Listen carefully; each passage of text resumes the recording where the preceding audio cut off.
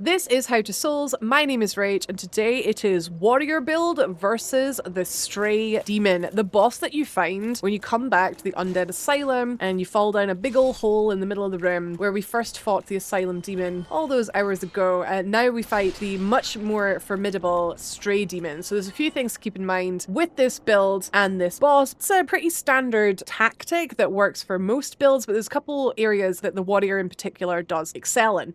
Number one, we have heavy armor. We are a very endurance heavy build. I mean, actually, I would say I don't really have that much endurance at the minute. Could definitely do with getting more of that. What you're going to want to check with armor in this boss is what's going to hit you is physical damage from the boss's weapon, but also this boss does do magic AoE damage, so it's quite easy to get caught in those. So that is going to be magic defense we're looking at. So yeah, we're doing pretty good. We've got like 23 physical, 11 magic. If we were to compare it to, say, the sorcerer set, so like mage sets have always got better magic defense, but much worse physical defense. So you're going to want to look at your armor and make sure you've got one that's sort of like a good all-rounder. So for your warrior build, I recommend the elite knight set as permitted, you know, as long as you have the endurance for it.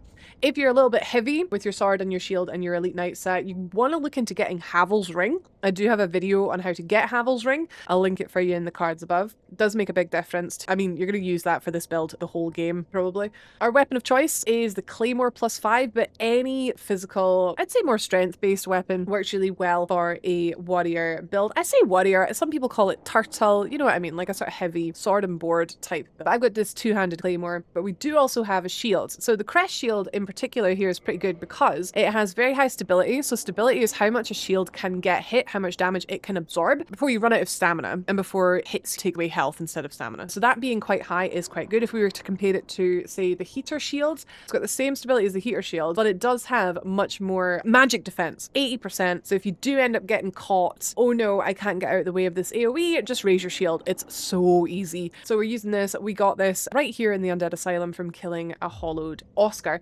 So what we're going to do is immediately when we fall down, we are going to take some damage, some fall damage. So we've only got 5 Estus flasks. If we want to, we can kindle this bonfire here. We'll need to reverse hollowing and then kindle. I've got like 9 soft humanity somehow. So I can afford just to quickly do this.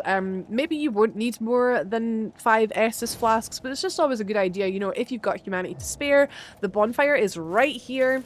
We are going to immediately be down a flask as soon as we get down there because we're going to take damage and we're going to need to heal that up. So I don't know. I just think, why not? If you've got humanity, if you don't have it soft, you might have it hard. That's such a weird sentence. So you can pop some. I think it's worth it in this case. So yes, we're going to drop down to the center of the room. Boss is going to be there. The first thing we need to do is orientate ourselves so we know where he is. He's going to be behind us.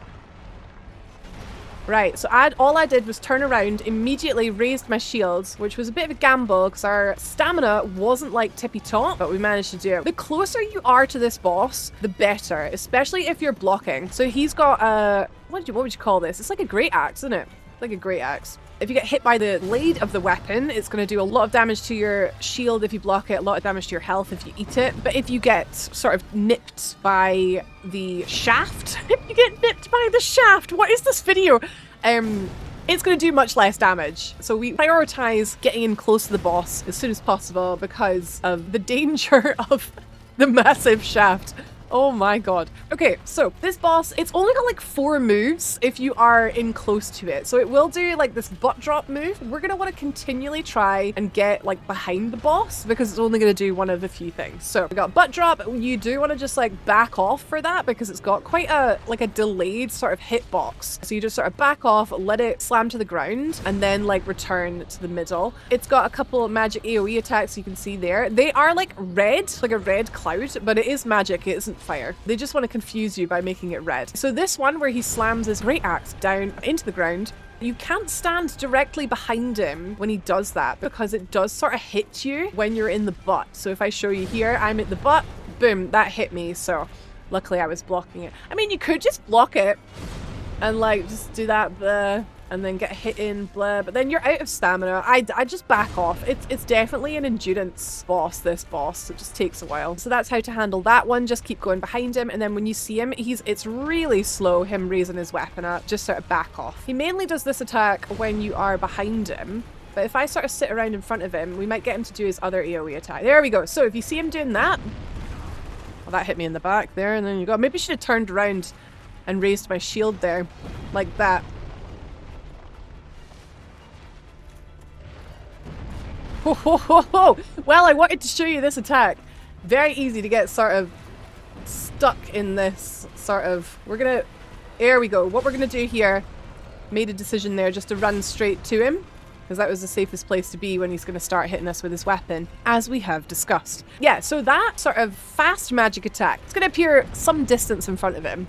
The tactic as the warrior is always just to stand your ground, sort of face the correct way and raise your shields, because we've got a medium roll at best, and it's quite difficult to roll away on time with this build. But luckily we do have that big magic defense in our armor. We've got heavy armor, so if it does hit you, it's not too crazy. And we got the 10 Estus flasks. So if we do make mistakes because we're slow and we're learning the fight, we've got plenty of heals. And that was the Stray Demon as the warrior builds. Another victory for the warrior. Definitely a very easy build to conquer this boss with. So if this boss is giving you some trouble on a different build, definitely try this out. Especially just the crest shield makes a big difference in this fight. So check that out. Thanks very much for watching. If you are struggling on any other bosses in Dark Souls Remastered, we do have a full boss guide for the warrior build as well as some other builds. So you can check those out. I'll link some in the end cards for you. Like the video and then I like you. I'll see you in the next one.